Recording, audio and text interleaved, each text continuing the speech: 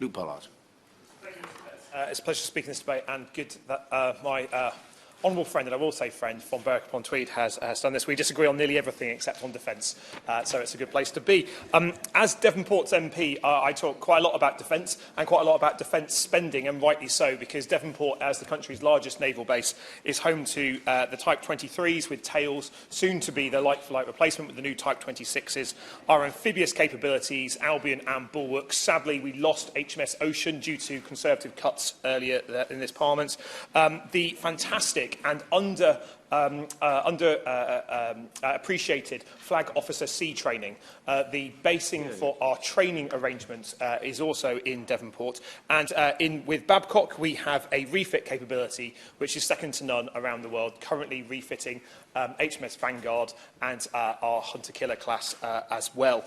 It is also, Mr Betts, the place where we tie up old nuclear submarines, and there are 13 old nuclear submarines in Devonport that are awaiting spending on them to ensure their safe and sustainable recycling. And that's why defence spending debate is so important, because what drops off at the bottom of the defence priority list is frequently those nuclear submarines, those big expensive tickets that get left and tied up, not only in Devonport but also in Rosyth as well. That's why we need to get our defence spending level right. An argument that's been put by myself, member for Berwick-upon-Tweed, and from the member for Rosyth as well, is to use a different funding mechanism to support the recycling of those submarines, because we know the defence budget doesn't have enough pennies in it.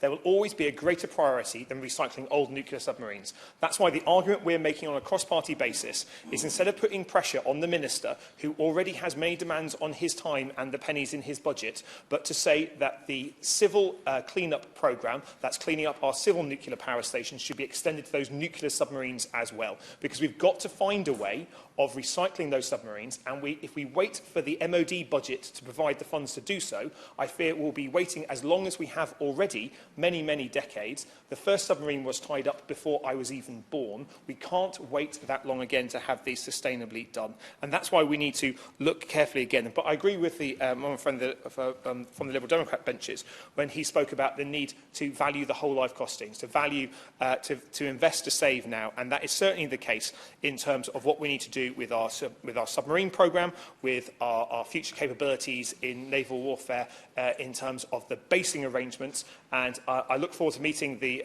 Minister's colleague to talk about the refit of Stonehouse Barracks as an interim measure, because it's not right that our Royal Marines are being asked, when at home, not on operations, to reside in blocks without hot water or decent heating. That's simply not acceptable in Plymouth, to our military city. That's very proud of our Royal Marines, and it shouldn't be acceptable to any member in this House, and I hope there can be cross-party pressure put on them.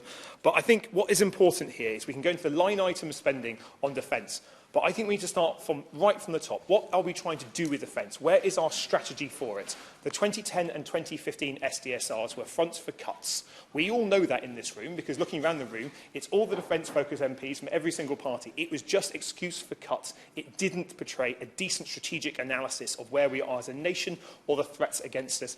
My honourable friend from Berwick-upon-Tweed was very polite in the way that she put the 2010 description, but we need to have a proper SDSR that looks at the real threats facing us now and has a properly funded plan as to how we'll address those, including proper long-term industrial strategies for not only combat air, for naval procurement, but for autonomous marine and autonomous aerial as well. There's a lot that we need to get right here, and we should start with a decent strategy that enables us to look at it properly. Thank you.